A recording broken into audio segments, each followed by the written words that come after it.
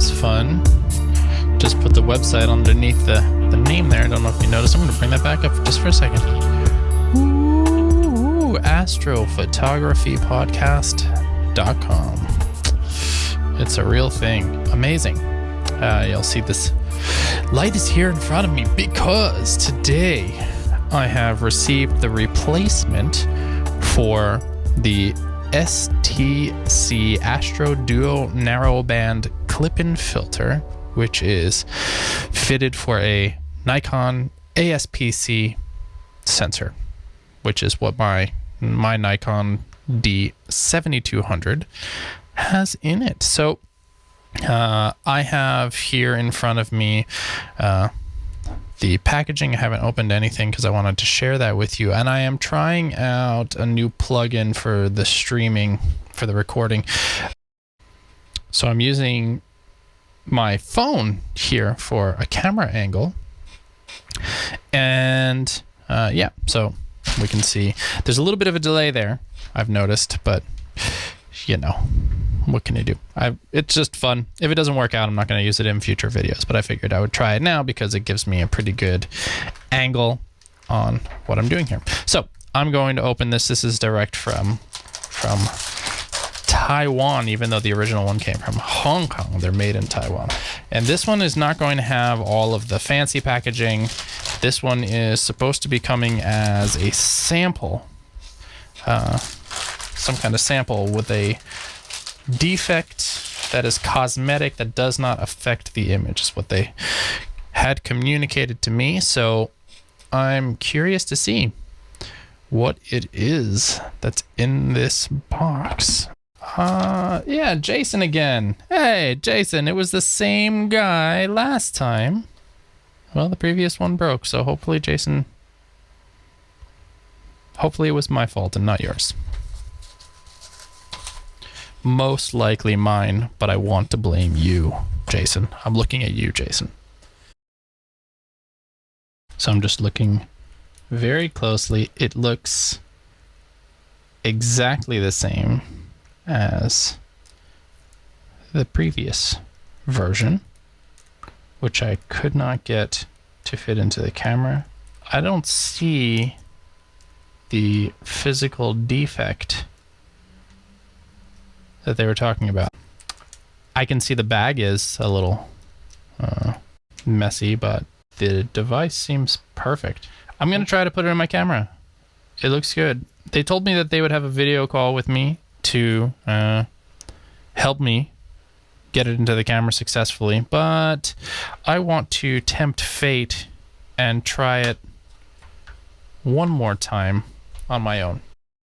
I'm just gonna drop it in here exactly how I've seen them do in videos many times, including the video they sent me in email, and we're gonna just see what happens if I'm able to get into the bag. And I really hope that this just plops right in there, no problems. Okay, now I can see a couple of little tiny dots there in the glass. Okay, well, that makes sense. All right, so just like that, drop it in, you twist,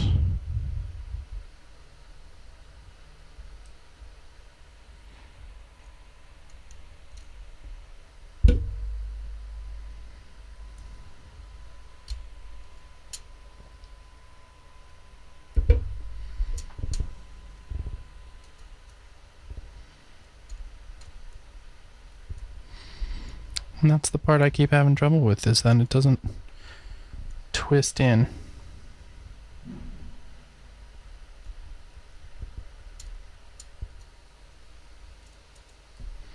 The way that they show me. This does not go in the way that they show me. What they show is they put it in at an angle like this and then twist. Right? And when I try to do that, if I try to twist this right now, it's going to get stuck. Maybe it's too high. I can't twist it. Either I'm going to keep screwing around with it and break it, or I'm going to ask them for the call. So I'm going to have the call and continue this a little bit later. All right, well, I guess I should start with a shout out to Ashley over at STC for all of her continued support, emailing me and getting videos from the Nikon factory and sending me personal videos of how to work with the filter. I only just realized that it also came with instructions on how to do what she sent me, a personalized video on how to do. Of course, I never would have tried this without them telling me I should try it. But basically what we're looking at here are instructions on how to change the position of the tabs on the sides. And these are the part of the filter that I've been having a problem with. So, yeah, as you can see in this lovely illustration, I am supposed to, well, why is it so blurry? I am supposed to adjust the tabs a little bit so that the filter fits in the camera. Good times. Luckily for me, I have a lot of tools for working with guitars and this kind of thing. So I have these needle nose pliers laying around, small tools. Unluckily for me is that I have already broken one of these filters and I'm not so excited about bending another one into place. It says you're supposed to hold the two corners where the glass is when you're bending that particular tab. So I am going to try bending it and then sticking it in the camera and seeing what happens. So this should be fun. So I'm just going to start by bending one of them a little bit. And I'm going to, I guess, I wonder if this is going to be blurry for you there, but you can still make out the sides, the tabs on the sides there. And I'm just going to bend it out just a little bit. That's what they had recommended, is that I bend it out just a little bit. So I'm going to hold those two corners and just a little bit, bending it out. Don't know if that did anything. Let's try one more time.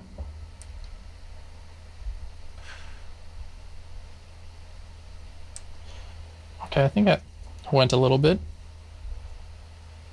I didn't break the glass yet, so that's nice. So I guess now I will see if that fits in the camera.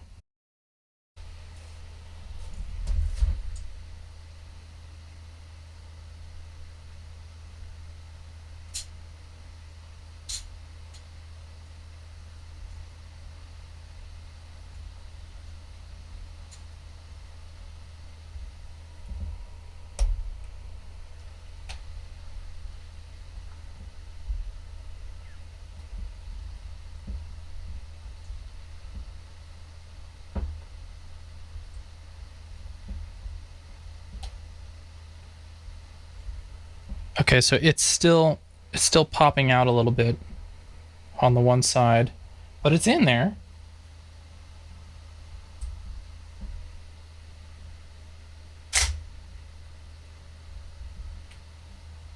Yeah, see, just a little bit of, like, it still pops out a little bit. Okay, so a little bit more tweaking. Okay, it's pitched out a little bit more. Let's see. This happens a lot where it gets caught under the shutter.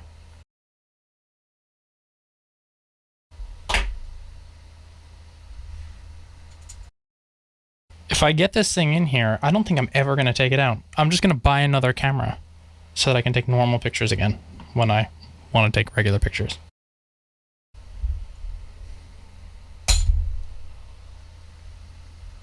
You gotta be kidding me. I broke another one?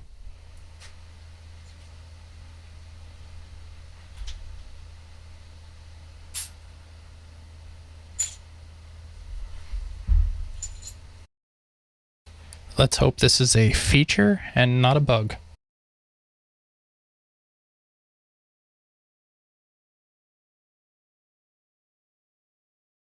To say that I regret making this purchase at this particular moment would be an understatement.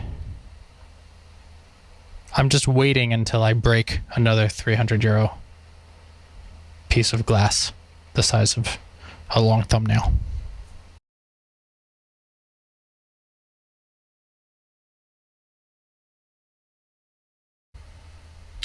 So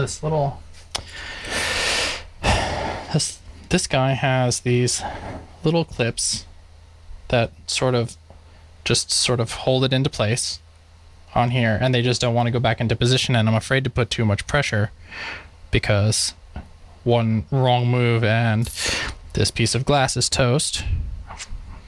So I might be here for a long time.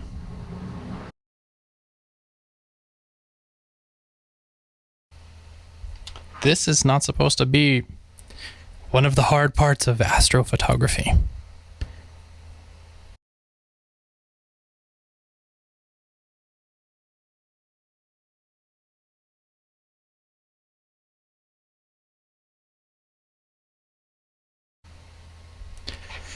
Time to get creative.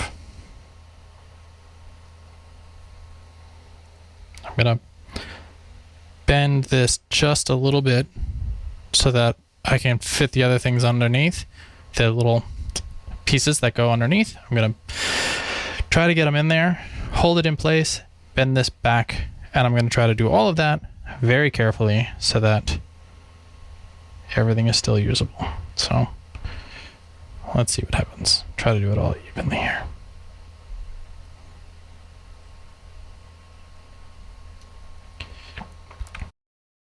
Just a little bend. Okay, that didn't work. I'm gonna try it the other way.